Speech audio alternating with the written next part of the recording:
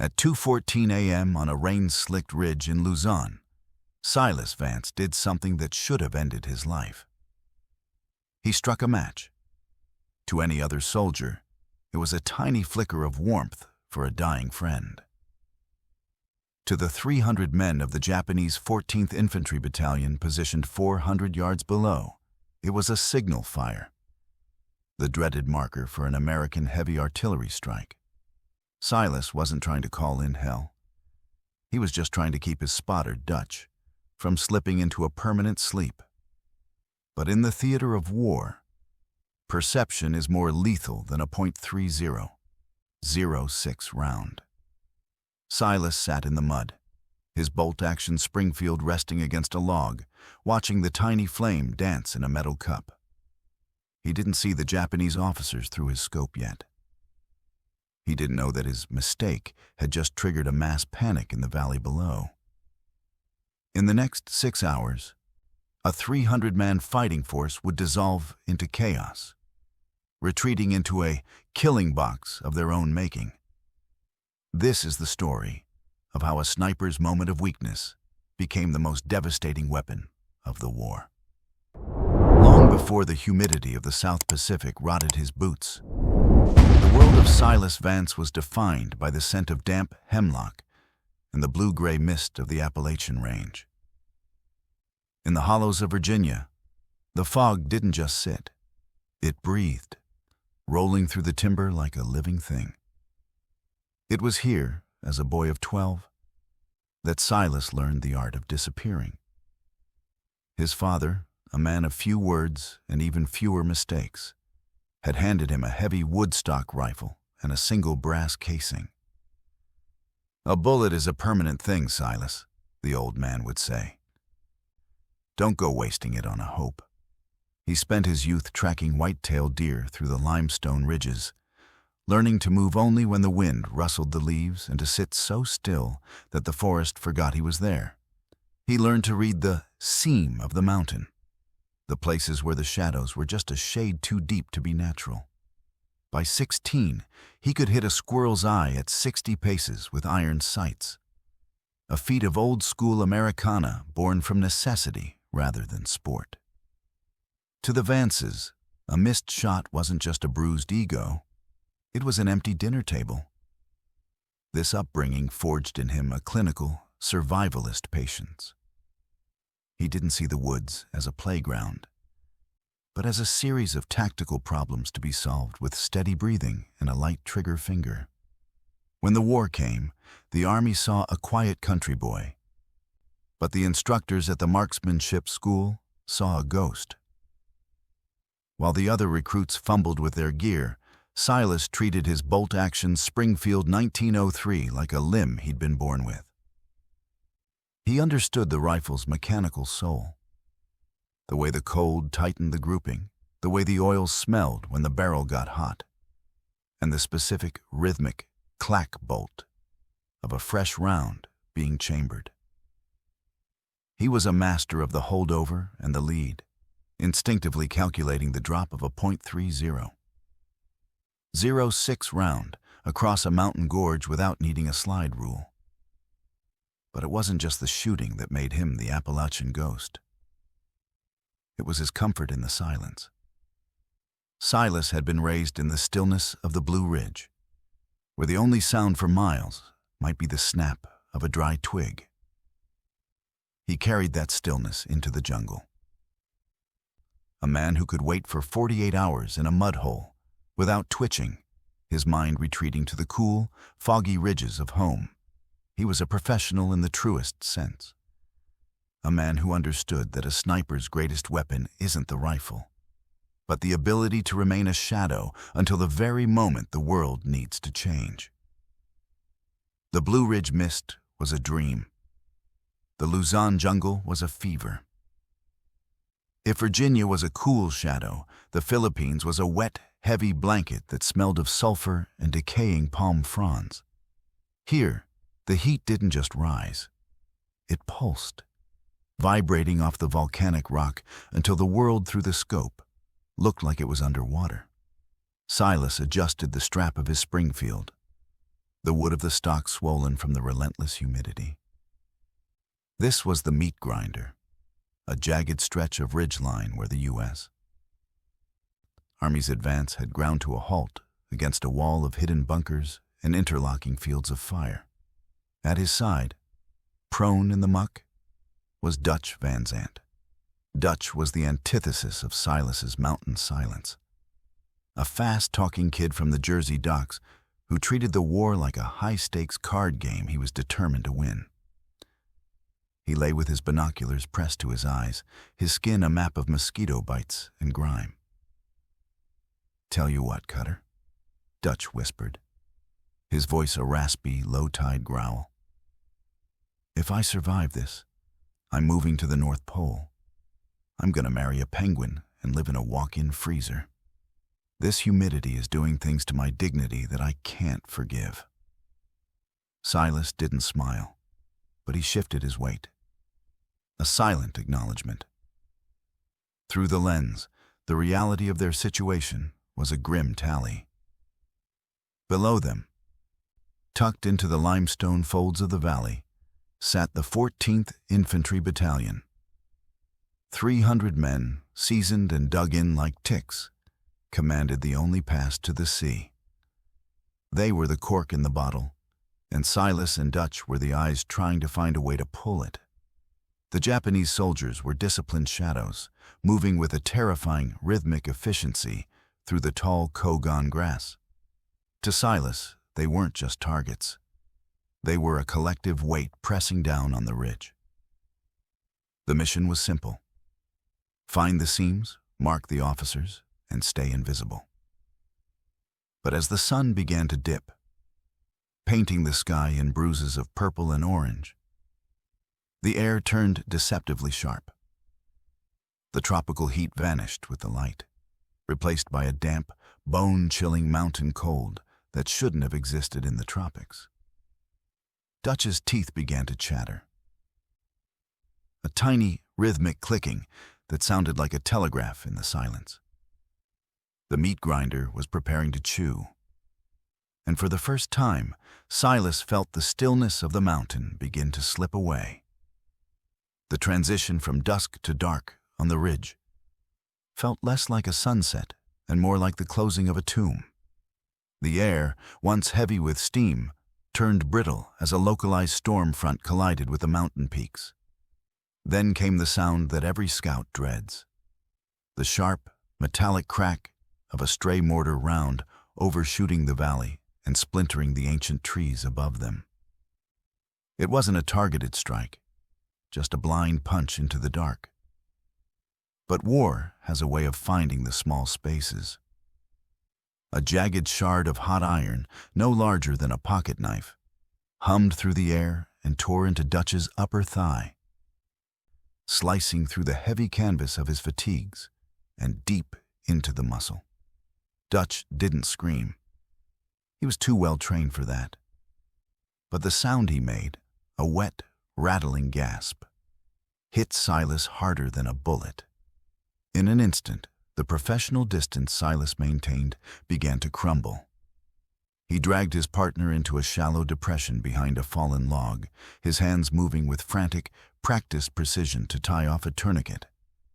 The blood was dark and persistent, soaking into the mud, but it wasn't the wound alone that terrified Silas. As the rain began to fall, a cold, needle-like downpour, Dutch's skin turned the color of wet ash. Shock was setting in, and on this high exposed ridge, shock was a death sentence. The temperature plummeted into the low 50s, but with the wind chill and the soaked uniforms, it felt like the Arctic. Dutch's shivering became violent, his body racking with tremors that threatened to reopen the wound. "Cutter," he whispered, his Jersey bravado replaced by a hollow, childlike tremor. I can't feel my hands. Everything's going gray, Silas." Silas looked out over the lip of the ridge. Below them, the 300 men of the Japanese battalion were a sea of flickering torches and low cooking fires, warm and secure in their camp. Up here, there was only the black, biting wind. He knew the rules. He knew that any sign of life on this ridge would bring a storm of lead. But he also knew that if Dutch's core temperature dropped any further, his heart would simply stop before the sun rose. The Appalachian ghost looked at his dying friend and then at his gear, his mind racing through the survivalist lore of his youth. To save the man, he would have to betray the mission. He would have to bring fire to the darkness, even if it meant inviting the devil to dinner. Silas reached into his pack with fingers that felt like stiff wooden pegs. The finger fire was a desperate man's trick, a skill learned in the freezing Appalachian winters when a full campfire meant certain discovery by a rival hunting party. He pulled out a discarded metal ration tin and his combat knife, the blade scraping against the tin with a sound that felt like a scream in the silence of the ridge.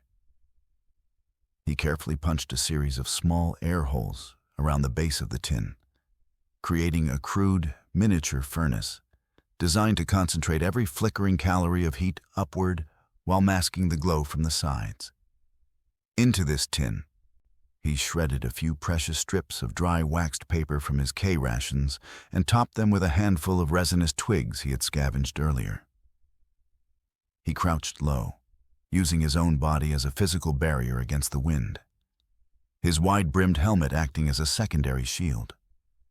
With a sharp strike of his flint, a tiny orange spark bloomed. He nursed it, breathing softly, until the tin held a steady, concentrated core of flame, no larger than a man's thumb.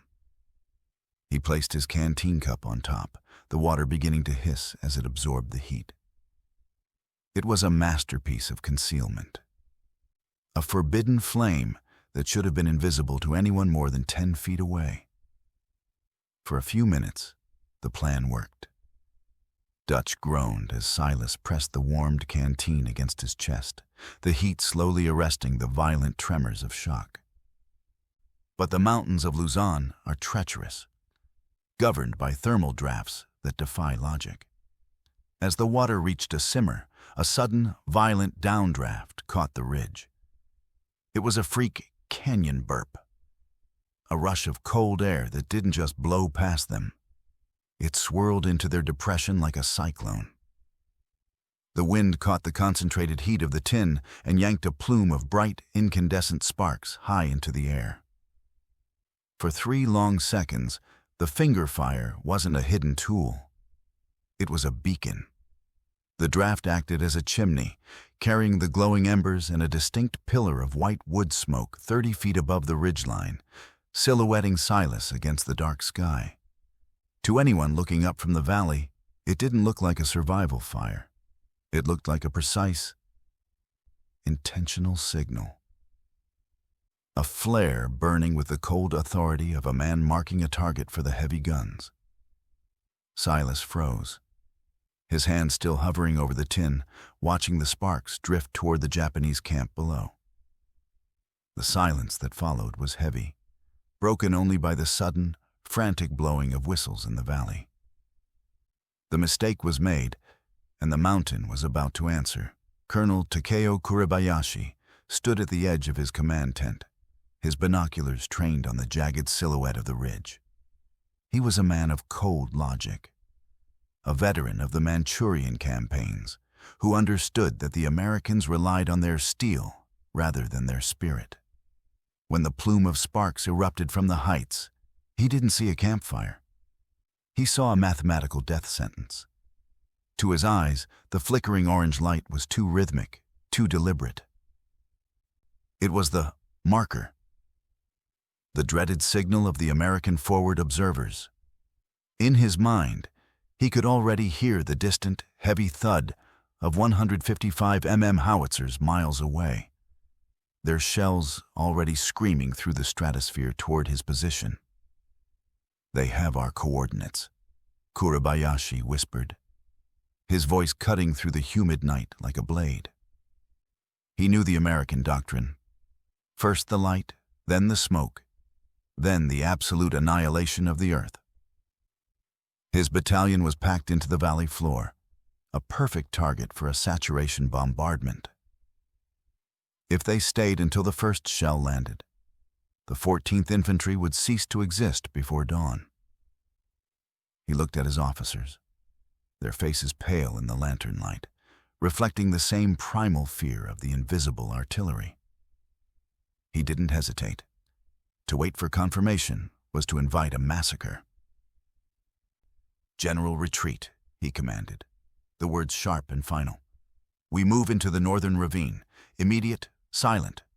Leave the heavy equipment. If it slows a man down, it is a coffin." He believed he was outsmarting the Americans, slipping through their fingers just as the phantom shells were being loaded into the breaches. He envisioned the American gunners firing into an empty camp, wasting their precious steel on shadows while his men vanished into the safety of the deep limestone canyons. The order rippled through the camp like a cold wind. Men who had been sleeping or cleaning rifles were suddenly thrust into a panicked, hushed exodus. They abandoned their cook stoves and half-eaten rations, terrified that the next second would bring the world-ending roar of the long toms. They scrambled toward the mouth of the narrow ravine, a treacherous bottleneck that Kuribayashi had previously deemed too dangerous for a night maneuver. But fear of the fire on the ridge had replaced his caution. He watched his 300 men funnel into the dark throat of the canyon, convinced he had saved them from a fiery end, never realizing that the signal was nothing more than a desperate man trying to warm a cup of water for a friend.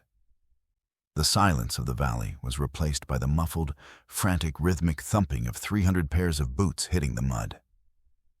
From his perch on the ridge, Silas watched the chaos unfold through the narrow field of his scope. He didn't hear the artillery he had accidentally promised, but he saw the result of the lie. The Japanese battalion was no longer a cohesive fighting force. It had become a panicked serpent, coiling and thrashing as it tried to squeeze into the narrow mouth of the northern ravine. The rain had turned the limestone paths into slides of grease, and in the pitch black, the discipline of the 14th Infantry began to shatter. Every time a flashlight flickered below or a panicked shout rose above the wind, Silas felt the Springfield's cold steel against his cheek. He realized now that the fire hadn't killed him. It had given him a leash. He didn't need to wipe them out. He just needed to keep the ghost of the artillery alive. He adjusted his windage, aiming not for hearts, but for the rocks and equipment near the rear of the column. Crack. The rifle kicked into his shoulder, and a stone sparked near a group of officers.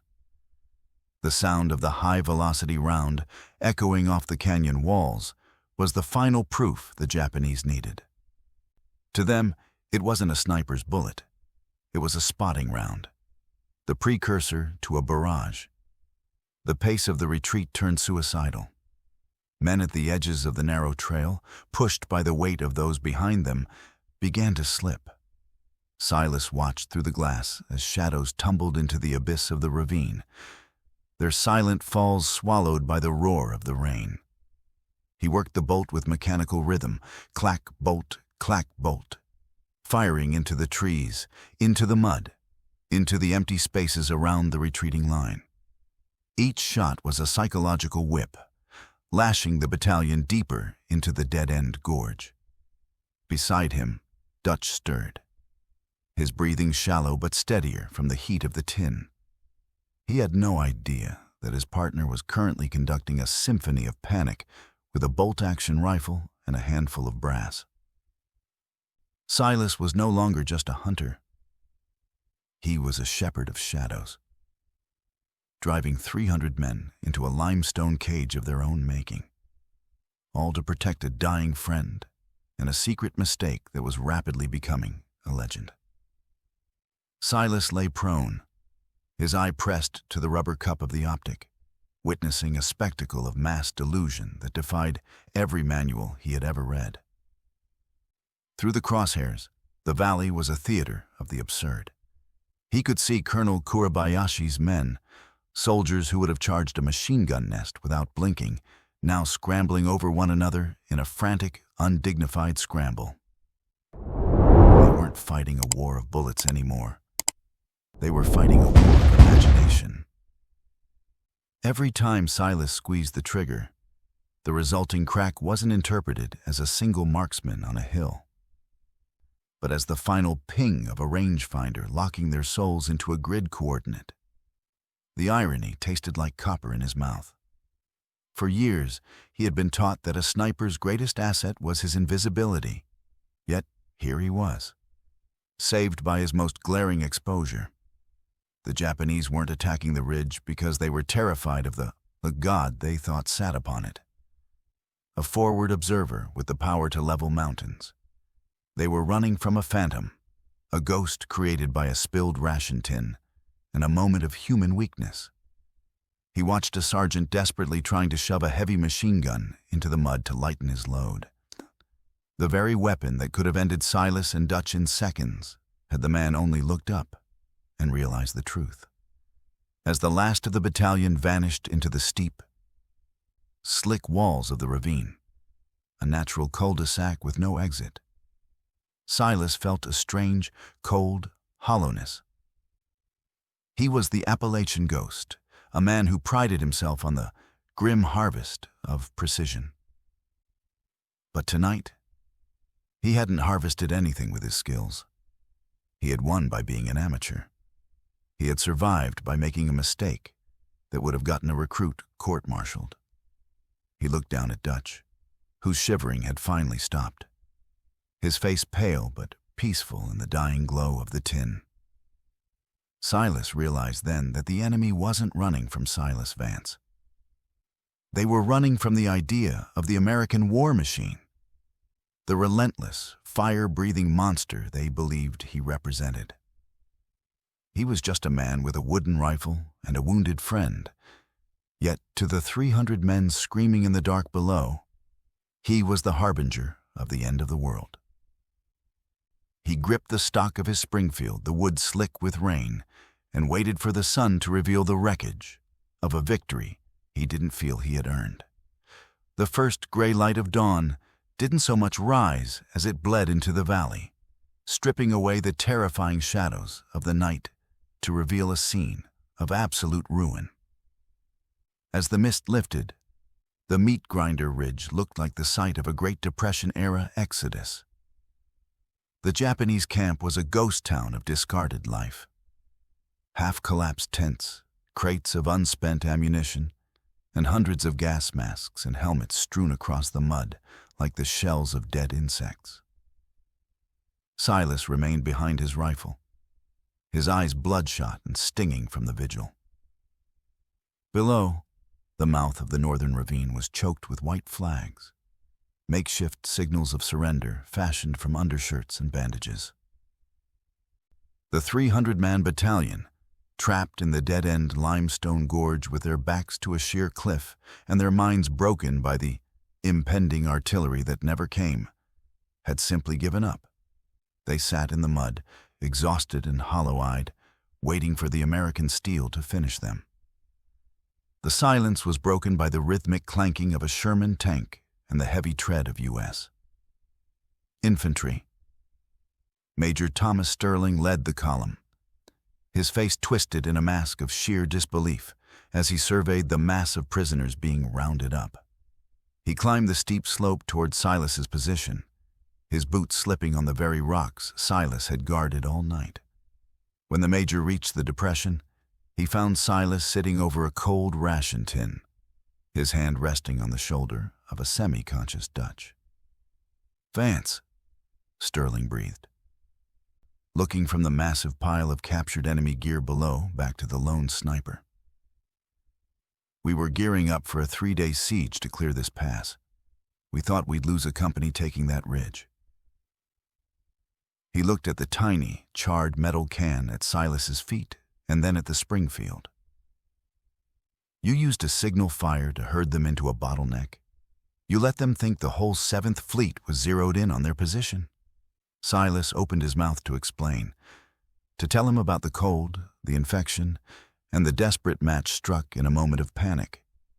But the words died in his throat.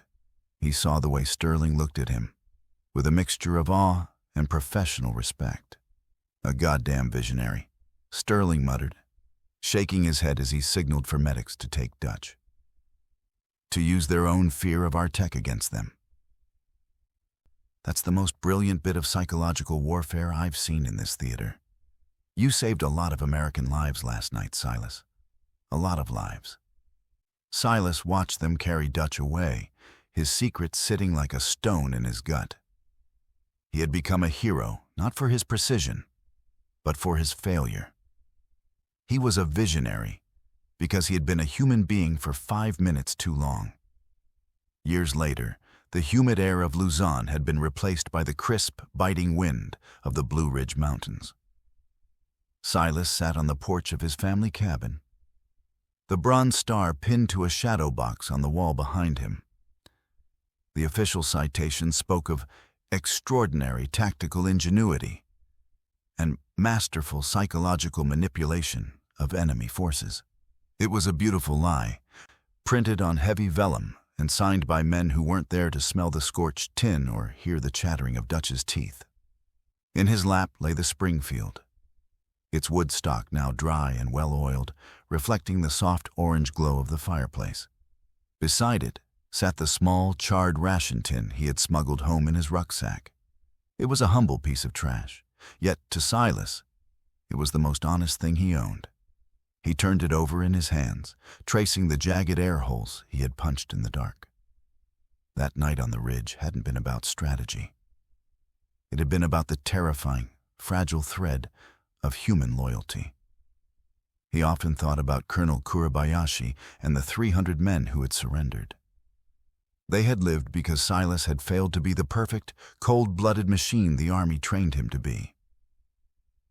Had he been the Appalachian ghost that night, invisible, silent, and indifferent, he would have watched Dutch die in the dark, and the battalion would have fought to the last man the following morning. The signal fire mistake was a testament to the strange, messy irony of combat. That sometimes the greatest victories are born from the moments we lose control. Dutch had survived, eventually returning to the Jersey docks with a limp and a story about a miracle on a mountain. Silas never corrected him.